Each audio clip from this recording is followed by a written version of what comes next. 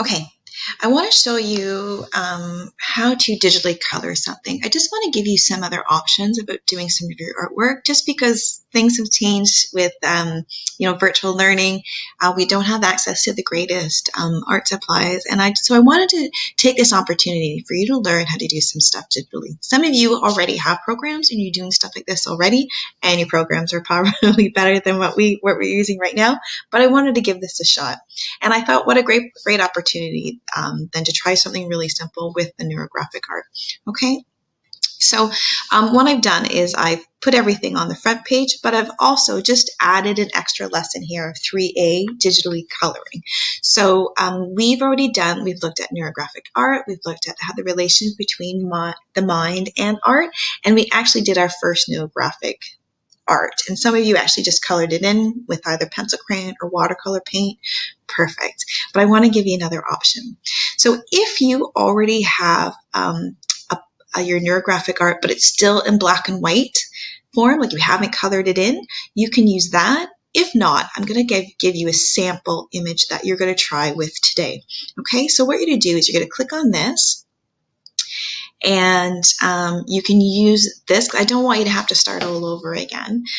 This is just practicing how to color it in with the computer. Okay, so this is my sample image. I didn't do it, totally stole it from the internet. You're going to download it to your computer. Okay, so click download and it will download. So again, if you have a black and white image, so I don't know, like I'm looking at like Rachel, still hers is still black and white, so you totally could use this, or I think Therese, I think if yours is black and white. So if you photograph your image and upload it to your Google Drive, I would prefer that you use your own, okay? But if you've already colored yours, then just use my sample image, okay? So what we're going to do is we're going to vectorize it first. We're going to this program called Vectorization.org, and you're going to click on that. And here, we're going to change your image from a black and white image, from a JPEG photograph, to something called an SVG. So just to save time, I've already done it. I'll show you how to do it though. And the reason why we're doing this is that if you have a photograph, so if we looked at Rachel or Teresa's photo, it looks great, but this makes it totally black and white, which is perfect for actually coloring it in on the computer. Okay, another reason why we want it as an SVG image, all those white areas are actually transparent, which is perfect for using layers for what we're going to do next. Okay, so I've already vectorized it, so I'm just going to click on that to download it. But let me just, it takes a second to vectorize it, so I'm going to show you how to do it. You go to vectorization.org, and you're going to upload either your own black and white image or the image that you downloaded, the sample one that I gave you, and you're going to hit start. And the reason why I've done this ahead of time is it does take a second. So you have to wait for it to process. It will take a little bit of time. If you get an error message, then just go back and do it again. And I promise you it will work. It'll take a second, but it will work, okay? And then you just download it like I did. When you download the image on Google Drive, you won't be able to see the image. Your SVG will just be like a black square. For mine, it comes up like a Google Chrome image, but I promise you it is there. So this will work and it is there.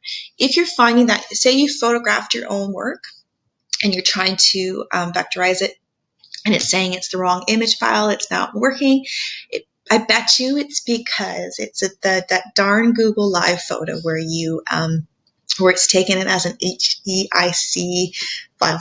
So vectorization.org won't accept that. So remember what I said, you just have to take a screenshot of your photo on your phone, and that you have to upload to your Google Drive, and then that is what you vectorize, okay?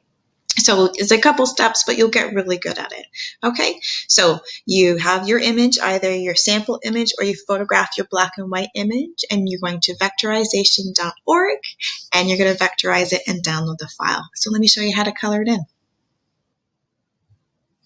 Okay, so I've either download my sample image, or I've used my own image.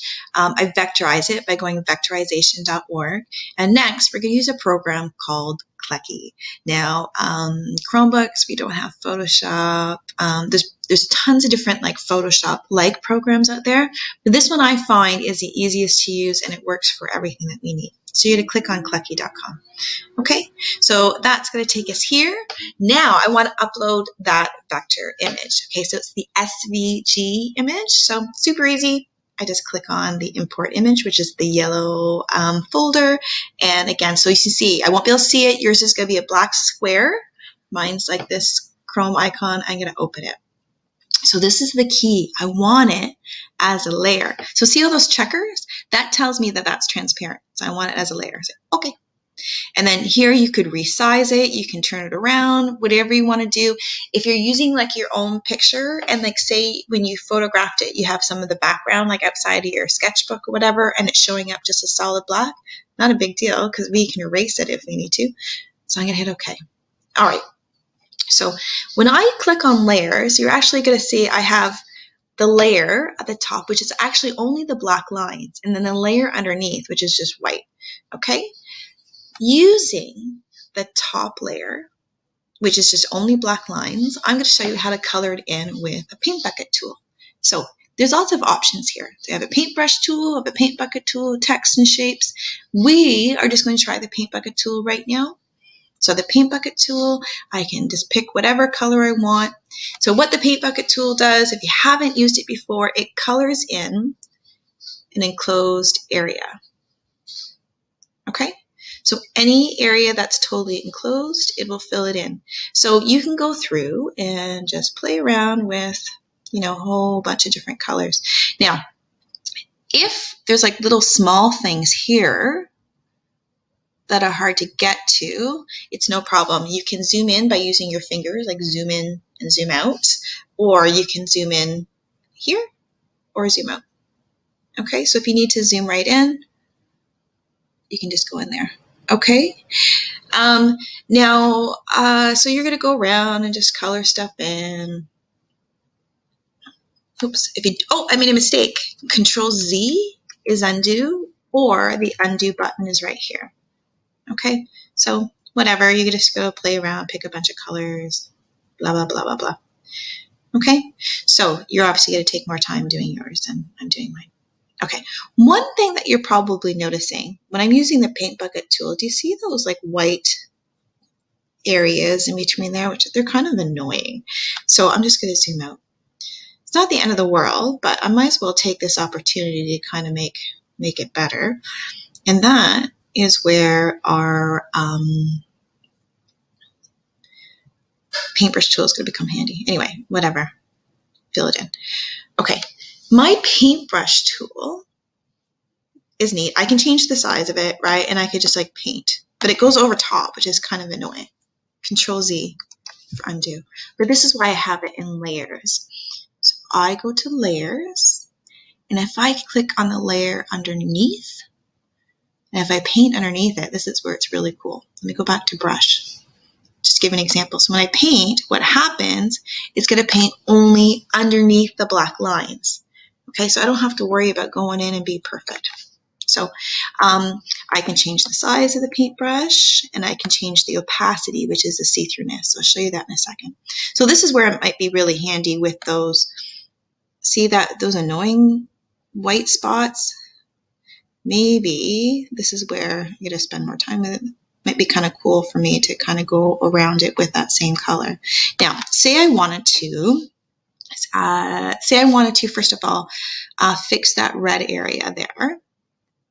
This is your hand tool. I can move this up and down, okay? Say I wanted to fix that red area there. Go back to my paintbrush tool. But I want to find that red again. So instead of trying to guess it, there's actually this eyedropper tool. If I click on that eyedropper tool and then click on that red, it takes me exactly where that red is again. And then that way I can go in and I can fix that area there. Okay, let me show you how to do some blending so it's like it's watercolor.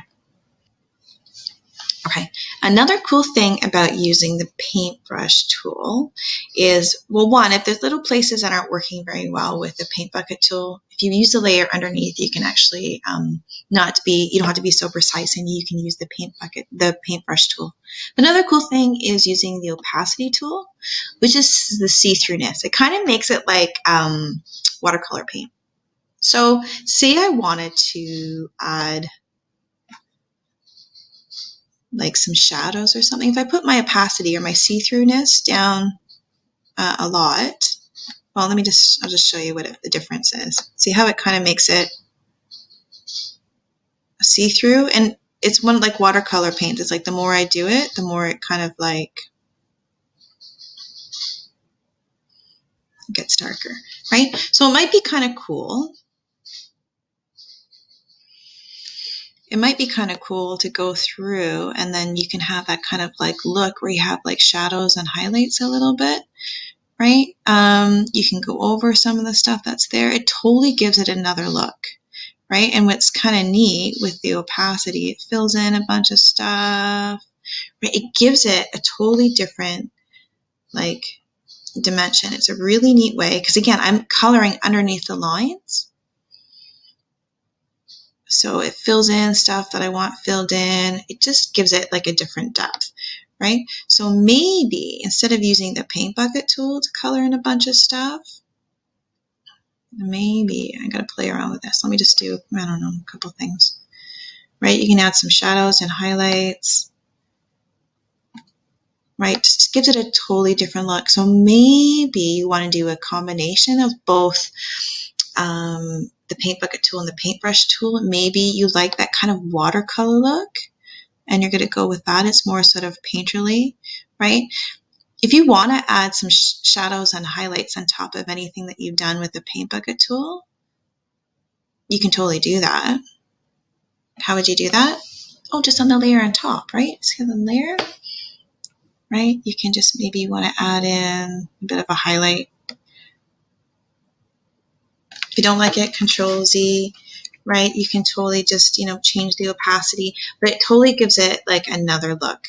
Now, really, really important, one more thing that I want to show you.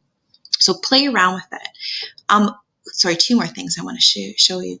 Those black lines don't always have to be black. They look pretty cool black, but maybe because we're doing it digitally, why not experiment with a different color, right? What if they were green? So if I hit on that paint bucket tool, that would change everything to green, for example, and that totally gives it another look. If you don't like it, Control Z. If you do like it, why not experiment with different things, right? It totally gives it another look. So just again, it's just a matter of making sure that you're on a certain layer. Now, the last thing, when you are done, so say I'm happy with this. Say this is like my masterpiece. I'm totally happy with this. I can just hit download, which is great. So what it does, it loads my whole entire thing. But say I'm not done it yet, and class is over, I don't have any more time, I want to come back to it tomorrow. I want to keep those layers so I can keep working on it.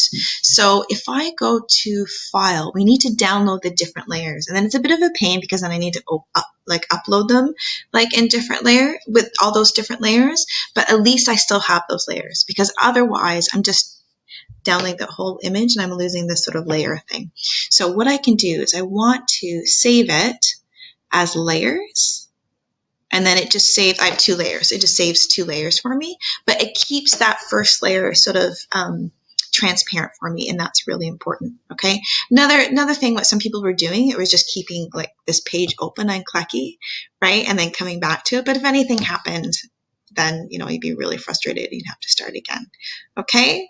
So when you're done, I just want you to experiment with that. When you're done, this is a practice exercise. I thought now would be a good opportunity just to do the practice exercise. When you're done, you know that we have a digital portfolio. You can upload it now. You can upload it later. If you're like me, I always wait to the very end. But you might as well upload it now while it's fresh in your mind, and upload your practice one. See, I totally stole Rachel's and I did hers. And I just put your digital practice and explain in your own words how this was created, right? You're just going to tell me about, you had to vectorize it. You're going to tell me about Clucky. Okay. All right. Have fun.